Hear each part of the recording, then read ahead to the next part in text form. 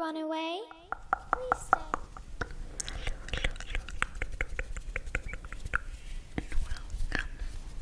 I hope you're having a wonderful day so far. In tonight's video, I am going to be doing a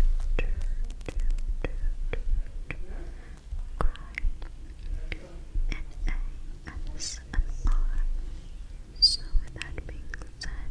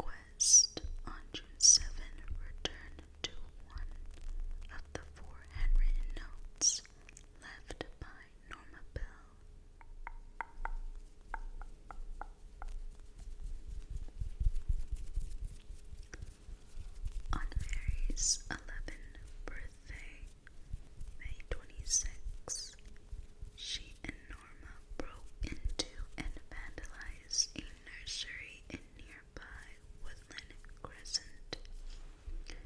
The two entered the premises by peeling ties of the state roof. They tore books, upturned desks, and smeared ink and poster paints about the property before escaping. The following day, staff discovered the break-in and vandalism and immediately notified the police, who also discovered 4 separate notes which claimed responsibility for Martin's Brown's murder. One of these notes stated, "I murdered so that I may come back." Another read, "We did murder Martin Brown. Fuck you, bastard." A third note simply read, "Fuck off. We murdered. Watch out, Fanny and faggot." The final note was the most complex, reading, "You are mice. Why? Because we murdered Martin Go Brown. You bet. Look out, there are murders about by Fanny and I'll faggot you screws." End quote. The police dismissed this incident as a tasteless and childish prank. 2 days later, on May 29th, shortly before the funeral of Martin Brown in the game of chicken, both girls called upon the house of his mother, June, asking to see her son. When June Brown replied that they couldn't see her son because he was deceased, Mary replied, "Oh, I know he's dead. I want to see him in his coffin." End quote.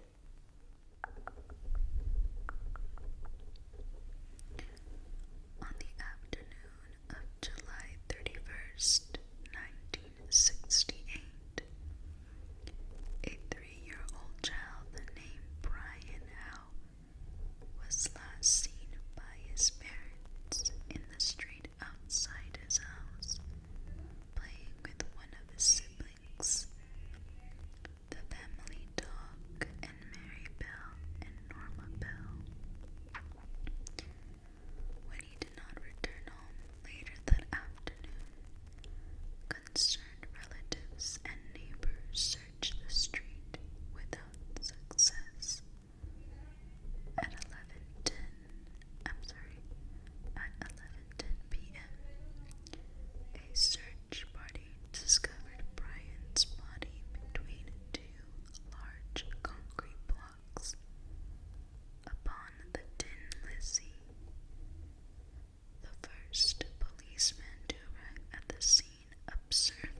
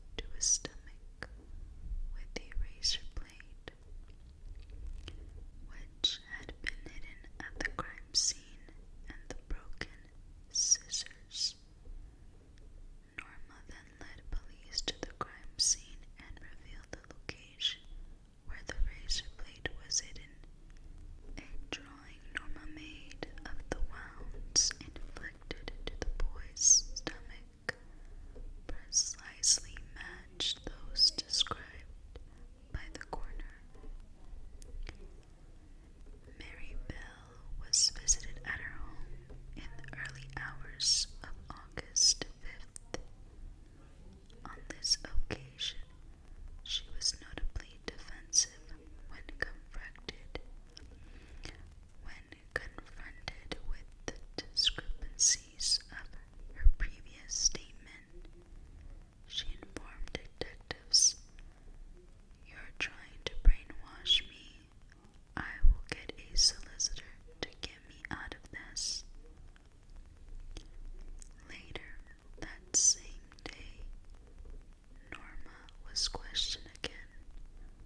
On this occasion, she made a full statement to which she admitted being present when Mary had actually strangled Brian. According to Norma, when the trio were alone on the Tin Lizzie, Mary seemed to go all funny, pushing the child into the grass and attempting to strangle him before stating to her, "My hands are getting thick. Take over." End quote. She had then run from the scene, leaving Mary alone with Brian. A forensic examination of clothing owned by both girls revealed the grave footprints discovered upon Brian's body were a precise match to the woolen dress owned by Mary. That the maroon vibrants upon the child's shoes were a precise match to a skirt owned by Norma. Furthermore, the same grave vipers had also been found upon the body of Martin Brown. Brian Howe was buried in a local cemetery on August 7th, 1968, in a ceremony attended by over 200 people.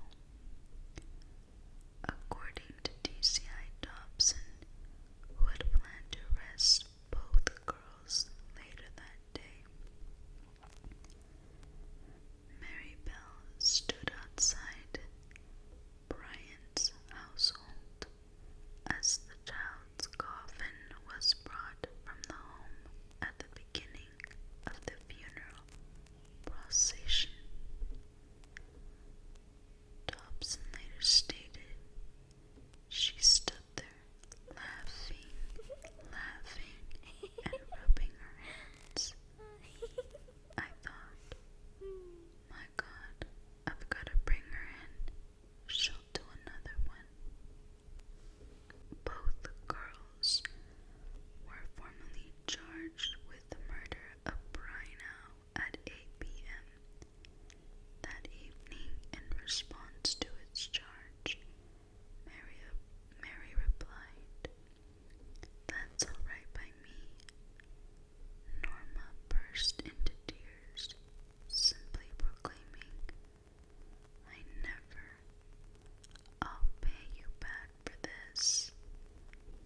In the presence of an independent witness, Mary prepared a written statement in which she admitted to being present when Brian was murdered, but insisting the murder had been committed by Norma.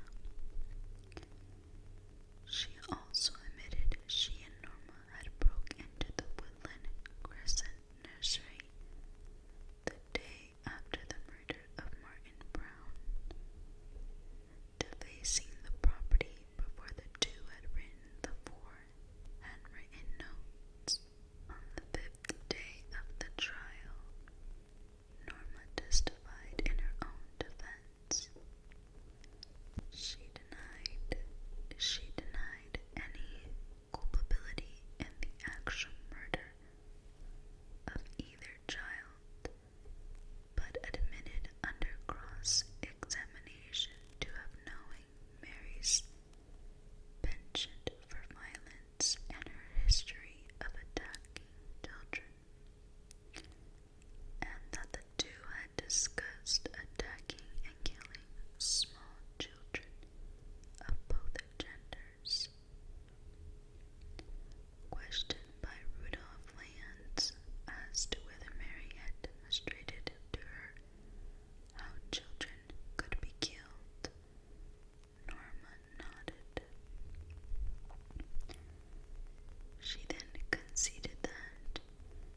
as Mary had begun to attack and strangle Brian, she had failed to alert a group of boys playing in the vicinity, stating she had failed to do so as I did not know what was going to happen in the first place. She had stopped hurting him for a bit when the boys were near the concrete blocks. Question as to her own role in the murder. Norma stated she had never touched the child. Following the conclusion of Norma's testimony on December 12th, Mary testified in her own defense.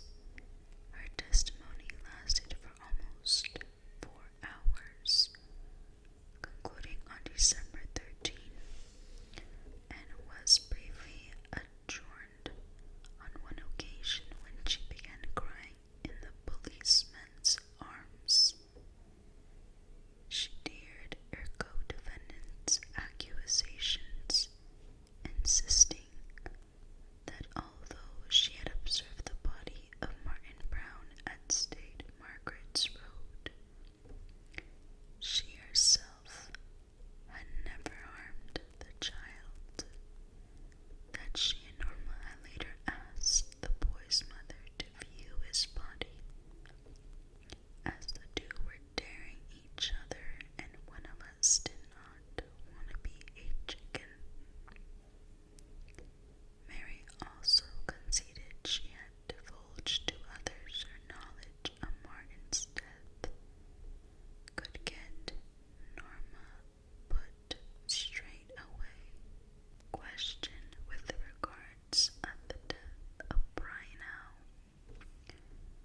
Mary claimed that Norma had been the individual who had strangled the child, as she herself was just standing and looking. I couldn't move. It was as if some glue was pulling us down. Mary then allegedly claimed Nora had encouraged Brian to lie down if he wanted some sweets, telling him, "You've got to lie down for the lady to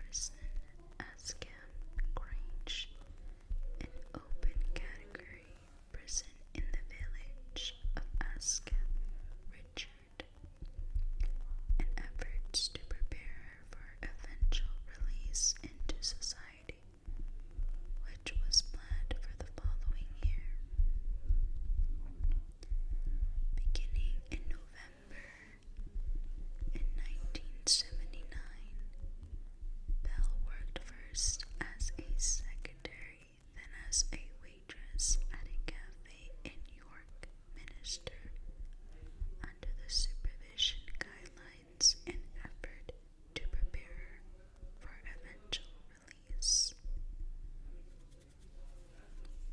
Bell was released from Aden prison as Scam Grange in May 1980 at the age of 23, having served almost 11.5 years in custody. She was granted anonymity, including a new name, allowing her to start a new life elsewhere in the country under an assumed identity. Upon her release, a spokesman is quoted as saying, "Mary wishes to be given a chance to live a normal life and to be left alone." 4 years after her release from custody, on May 25th, 1984, Mary gave birth to a daughter. This would prove to be her only child. Her daughter knew nothing of her mother's past until 1998, when reporters discovered Bell's then current location in a resort town on the Sussex coast, where both had been living for approximately 18 months. This media revelation forced Bell and her 14-year-old daughter to leave their home and be driven to a safe house by undercover officers. Both mother and daughter later relocated to another part of the United Kingdom. Bell has allegedly returned to Die Nyside on several occasions in the years following her release. She is also allegedly to have lived in this location for a time. The right to anonymity granted to Bell's daughter following her birth. The right to anonymity granted to Bell's daughter following her birth was originally only extended until she had reached the age of 18. However, on May 21st, 2003, Mary won a high court battle to have her own anonymity and that of her daughter extended for life. This order was approved by Dame Elizabeth Butler's laws and was later updated to include Bell's granddaughter, who was referred to as C. The order also prohibits the divulging of any aspects of their lives which may identify them. In 1998, Bell collaborated with author Greta Sereny to provide an account of her life before and after her crimes of Sereny's 1998 book, Cries Unheard, The Story